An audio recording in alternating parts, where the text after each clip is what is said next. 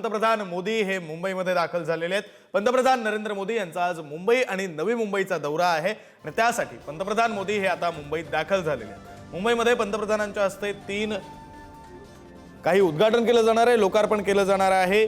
युद्धनौकांचं 3 युद्धनौकांचं लोकार्पण हे पंतप्रधानांच्या हस्ते केलं जाईल, तर महायुतीच्या आमदारांसोबत त्यांची एक बैठक आणि स्नेहभोजनाचा कार्यक्रम सुद्धा पार पडणार आहे आणि याचसाठी पंतप्रधान मोदी हे आता मुंबईत दाखल झालेत। या सगळ्यानंतर मुंबईतून नवी मुंबईत आल्यानंतर पंतप्रधान नरेंद्र मोदी यांच्या हस्ते दुपारी 3:30 वाजता इस्कॉन मंदिराचं लोकार्पण उद्घाटन हे केलं जाणार आहे खारघरमध्ये आणि त्यानंतर 4:30 वाजता पंतप्रधान मोदी हे पुन्हा एकदा दिल्लीकडे रवाना होतील। मात्र आताच्या घडीला पंतप्रधान नरेंद्र मोदी हे मुंबईत दाखल झालेले आहेत। अगदी थोड्याच वेळात उद्घाटनाच्या कार्यक्रमाला सुरुवात होईल, लोकार्पणाच्या कार्यक्रमाला सुरुवात होईल। लोकार्पण नेमकं कसलं आहे तर लोकार्पण आहे ते 3 युद्धनौकांचं आणि या युद्धनौकांच्या लोकार्पणासाठी म्हणून पंतप्रधान मोदी हे आज मुंबईमध्ये आलेले आहेत, मुंबईत पोहोचलेले आहेत।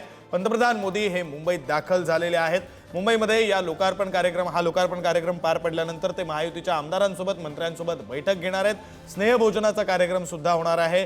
सर्व आमदारांसोबत पंतप्रधान नरेंद्र मोदी हे स्वतः 1 to 1 चर्चा करणार आहेत। सर्व आमदार हे या कार्यक्रमासाठी म्हणून या बैठकीसाठी म्हणून आधी विधान भवनात पोहोचले, तिथे त्यांचे मोबाईल ठेवण्यात आले आणि त्यानंतर खासगी बसनं सर्व आमदार हे नेव्हीच्या आंग्रे सभागृहाकडे रवाना सुद्धा झालेले आहेत। या आंग्रे सभागृहामध्ये पंतप्रधान नरेंद्र मोदी आणि या आमदारांची बैठक पार पडणार आहे।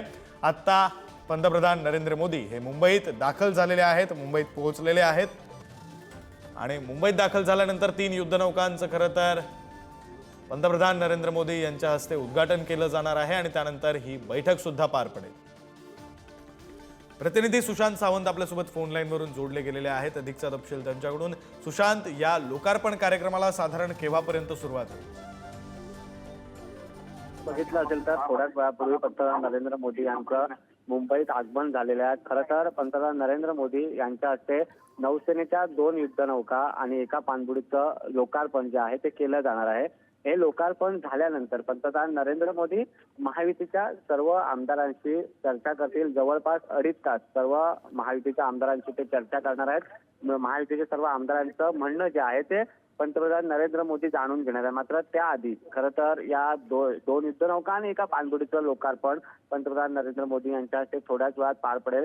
राज्याचे मुख्यमंत्री देवेंद्र फडणवीस असतील, दोन्ही उपमुख्यमंत्री, एक उपमुख्यमंत्री एकनाथ शिंदे आणि दुसरे अजित पवार हे उपस्थित असणार आहेत। त्यासोबत केंद्रातील काही मंत्री देखील या लोकार्पण, राजनाथ सिंग जे आहेत ते या लोकार्पण सोहळ्याला उपस्थित राहणार आहेत। त्यामुळे कुठेतरी एक भव्य दिव्य असा कार्यक्रम जो आहे तो नेव्हीकडून घेण्यात आलेला आहे आणि हा कार्यक्रम पार पडल्यानंतर खरं तर पंतप्रधान नरेंद्र मोदी आमदारांसोबत चर्चा करणार आहेत। जवळपास 2.5 तासाची ही चर्चा असणार आहे, कारण सर्व आमदारांना, आपण मगाशी म्हटल्याप्रमाणे सर्व आमदारांना उत्सुकता आहे, कारण पंतप्रधान नरेंद्र मोदी पहिल्यांदा महाराष्ट्रात इतकं मोठं यश मिळाल्यानंतर पंतप्रधान नरेंद्र मोदी पहिल्यांदा महायुतीच्या सर्व आमदारांशी बोलतात। त्यामुळे अर्थातच उत्सुकता तर सर्व आमदारांमध्ये आहेच। मात्र त्याआधी युद्धनौका ज्या आहेत त्याचं लोकार्पण आणि एका पाणबुडीचं लोकार्पण जे आहे ते पंतप्रधान नरेंद्र मोदी करणार आहेत। बरं, धन्यवाद सुशांत, तुम्ही दिलेल्या या सगळ्या सविस्तर तपशिलासाठी। पंतप्रधान नरेंद्र मोदी हे मुंबईमध्ये दाखल झालेले आहेत। आज 3 अर्थात 2 युद्धनौका आणि एका पाणबुडीचं लोकार्पण हे पंतप्रधान नरेंद्र मोदी यांच्या हस्ते केलं जाणार आहे। त्यानंतर महायुतीच्या आमदारांची बैठक सुद्धा पार पडेल। या युद्धनौकांची नेमकी वैशिष्ट्य काय आहेत आपण पाहूया। INS सुरत, माझगाव डॉक इथं ही युद्धनौका तयार करण्यात आलेली आहे। INS सुरतची वैशिष्ट्य आपण पाहतोय। 7400 टन इतकं वजन आणि 164 मीटर लांब असं स्वरूप या INS सुरतचं आहे। INS सुरत हे स्टेल्थ गाइडेड विनाशक क्षेपणास्त्र आहे। तर विशाखापट्टणम क्लास डिस्ट्रॉयर श्रेणीतलं 4थं आणि शेवटचं जहाज म्हणजे INS सुरत। या INS सुरतची दृश्य आणि आपण वैशिष्ट्य सुद्धा पाहतोय। आधुनिक सर्व्हिलन्स रडार हे यामध्ये लावण्यात आलेलं आहे। शत्रूच्या पाणबुड्या नष्ट करण्यासाठी रॉकेट लॉन्चर आणि टॉर्पेडो लॉन्चर सुद्धा INS सुरतवर आहे। एकीकडे आपण ग्राफिक्स पाहतोय तर एकीकडे INS सुरतची दृश्य सुद्धा पाहतोय। INS निलगिरीची वैशिष्ट्य काय तर 17A अंतर्गत तयार होणारी पहिली युद्धनौका, प्रोजेक्ट 17A अंतर्गत तयार झालेली ही पहिली युद्धनौका। 75% उपकरणं स्वदेशी कंपन्यांकडून घेतलेली आहेत। सुमारे 6600 टन वजन आणि ताशी 30 किलोमीटर वेगाने धावू शकणारी अशी ही INS Nilgiri air defence gun, Barak 8 long range surface, तर ब्रह्मोस वरुणास्त्र रॉकेट लॉन्चरनं परिपूर्ण अशी INS निलगिरी। 2 हेलिकॉप्टर सहजरित्या उतरू शकतील इतकी अवाढव्य अशी INS निलगिरी ही युद्धनौका. INS वाक्षीर या पाणबुडीची वैशिष्ट्य काय आहेत? पाणी आणि जमीन दोन्ही ठिकाणी हिचा वापर करता येईल. एकाच वेळी 18 टॉर्पेडो ठेवण्याची क्षमता ही INS वाक्षीरमध्ये. शत्रूची नजर चुकवून टॉर्पेडो आणि अँटीशिप मिसाईलद्वारे शत्रूवर अचूक हल्ला करू शकणार आहे. 221 फूट लांब आणि 40 फूट उंच. प्रोजेक्ट 75 अंतर्गत 6वी तर स्कॉर्पियन क्लासची शेवटची पाणबुडी म्हणजे INS वाक्षीर.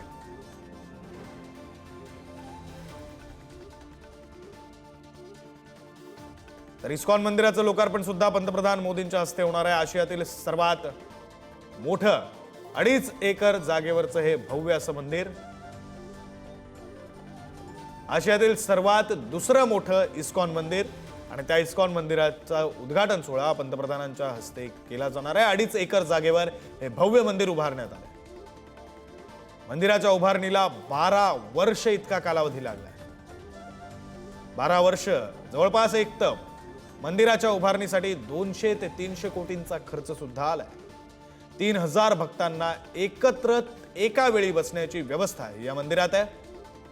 देश विदेशातून आलेल्या भक्तांना इथं राहता सुद्धा येणार आहे.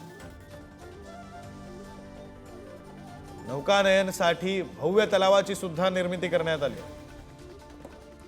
भक्तांना बोटिंगचा आनंद सुद्धा या ठिकाणी घेता येणार आहे.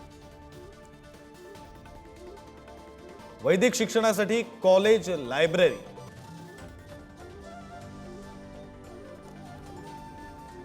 तीन युद्धनौका, 2 युद्धनौका, 1 पाणबुडी आणि त्यानंतर इस्कॉन मंदिर असा लोकार्पण सोहळा, उद्घाटन सोहळा पंतप्रधान मोदींच्या हस्ते पार पडणार आहे. मात्र याच्यामध्ये काय होणार आहे तर याच्यामध्ये एक राजकीय घडामोड होणार आहे. महायुतीच्या सर्व आमदारांसोबत पंतप्रधान नरेंद्र मोदींची एक बैठक होणार आहे मुंबईमध्ये. या बैठकीमध्ये पंतप्रधान नरेंद्र मोदी हे आगामी निवडणुकांच्या अनुषंगानं, स्थानिक स्वराज्य संस्थांच्या महापालिकेच्या निवडणुकीच्या अनुषंगानं सर्व आमदारांना कानमंत्र देतील. अर्थात तो कानमंत्र काय असणार आहे हे पाहणं सुद्धा महत्त्वाचं असणार आहे. आणि या बैठकीसाठी म्हणून सर्व आमदार हे विधान भवनातून रवाना सुद्धा झालेले आहेत. तर स्वतः पंतप्रधान नरेंद्र मोदी हे सुद्धा मुंबईत पोहोचलेले आहेत.